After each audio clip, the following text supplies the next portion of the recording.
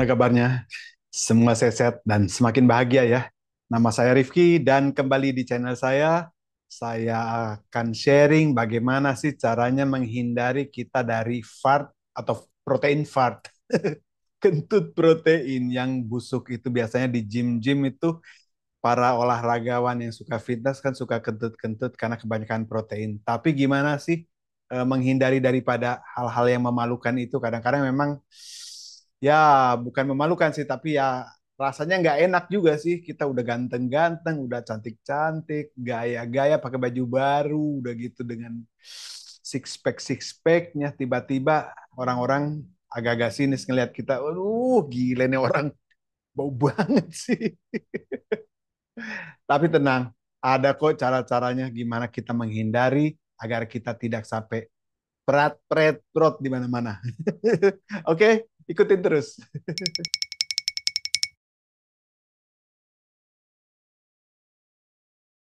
Ya, tips yang pertama adalah ya jangan buru-buru langsung mengkonsumsi protein cepat-cepat ya. Kita memang membutuhkan protein dalam membangun massa otot. Tapi kan kita tidak perlu sampai 3-4 gram per kilogram berat badan kita konsumsi protein. Nah, jadi caranya kita kalau mau mengkonsumsi protein pelan-pelan ya gitu. Kan kita butuhkannya di awal itu kan ya manusia normal itu kan membutuhkan protein itu kira-kira 0,8 gram per kilogram berat badan. Nah, jadi 0,8 dulu lama-lama ya, baru nanti ditambahkan lagi sedikit demi sedikit ya, sampai kita mencapai seperti apa yang memang seharusnya yang nutrisionis Anda sarankan ya. Kalau kita misalnya tiba-tiba langsung ke 2 gram per kilogram berat badan, ya nanti akan kaget usus kita. Jadi caranya kita melakukan perlahan-lahan. Jadi semuanya jangan instan. Sesuatu yang cepat-cepat atau pengen instan tidak akan pernah baik adanya. Jadi kita harus mengetahui tubuh kita, mengenali tubuh kita itu bagaimana ya. Jadi tubuh itu juga nggak bisa cepat-cepat dipaksa untuk membangun otot kita hajar dengan 2 gram per kilogram berat badan. Akhirnya usus kita menjadi kaget dan protein itu tidak dicerna dengan baik sehingga menimbulkan kita kentut-kentut ya. Jadi perut menjadi kembung kan tidak enak juga kalau kita lagi berolahraga tapi perutnya kembung, rasanya juga kan nggak enak sama sekali. Oke, nah itu jadi bertahap ya, pelan-pelan. Saya sarankan sih ditambah sedikit demi sedikit, tetap nggak apa-apa berminggu-minggu kita lakukan seperti begitu, tetapi sampai kita mendapatkan perut kita itu dapat beradaptasi dengan protein yang diasup. Tapi kalau kita sekaligus, usus juga akan berontak nantinya. Dan ujung-ujungnya kita malah jadi kentut-kentut, udah ganteng-ganteng, udah cantik-cantik, kentut-kentut, kan gak enak. Tips yang kedua, makanlah lebih banyak serat. Karena serat membantu pencernaan ya. Namun ahli gizi itu kan menyarankan untuk makan serat kan kita perlu 30 gram serat per harinya ya.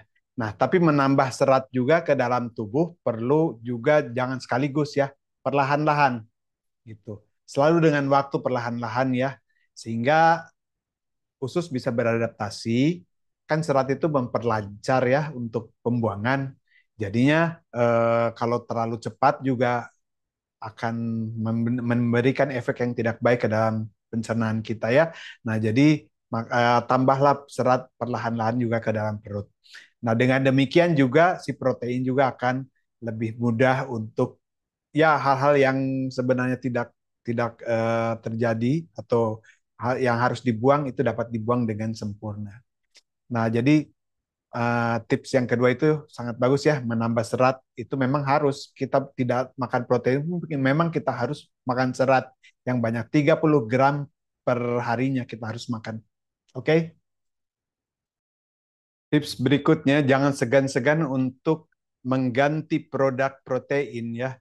Jangan kita juga terlalu ngefans sama satu produk saja. Justru dengan produk yang berbeda-beda, itu si tubuh akan beradaptasi dengan produk-produk yang berbeda.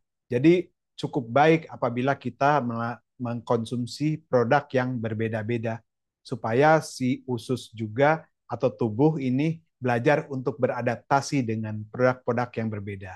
Dan apabila hanya dalam satu produk saja, kita akan terbiasa dengan produk itu dan apabila bermasalah dan itu akan menjadi sangat sulit untuk dipecahkan. Oke, jadi saran saya untuk ya ganti dengan protein shake yang lainnya kan banyak. Asalkan ya tentu harus dicek ya supaya jangan terlalu banyak mengandung gula misalnya ya. Susu itu juga gula ya ada laktosanya. Oke, jadi juga dihindari juga dengan apa tuh bahan-bahan yang tidak alami itu sangat penting untuk dicek ya. Atau pemanis buatan itu sangat tidak bagus.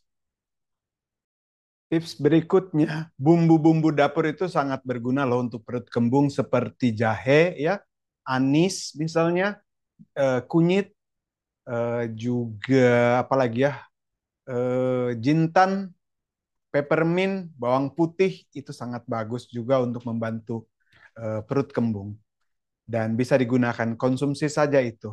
Dan selanjutnya juga kita bisa menambahkan suplemen enzim ya karena enzim itu supaya bisa protein dipecah dengan sempurna. Ya memang protein dipecah tetapi kalau tidak sempurna akan menimbulkan gas dan itu bisa menjadikan perut menjadi kembung. Nah, supaya menjadi sempurna dipecahkan, tambahkan saja suplemen enzim. Suplemen enzim kan bisa juga dari pepaya ya atau nanas itu juga enzim ya atau suplemen yang lainnya. Yang penting itu supaya si protein itu bisa terpecahkan dengan sempurna. Oke. Okay? Cara yang terakhir bisa mengkonsumsi probiotik ya. Karena biar mendukung bakteri usus agar agar bakteri itu bisa mendukung pencernaan dan si protein juga bisa dipecahkan dengan sempurna. Ya, itu tadi keenam cara bagaimana kita menghindari dari perut yang kembung dan kentut-kentut di gym. Oke, semoga tips ini bermanfaat buat semuanya. Jangan lupa berikan komen, like, dan subscribe pada video dan channel ini agar semakin berkembang lagi. Kita akan bertemu lagi pada video-video yang lainnya ya. Hasta luego, ciao.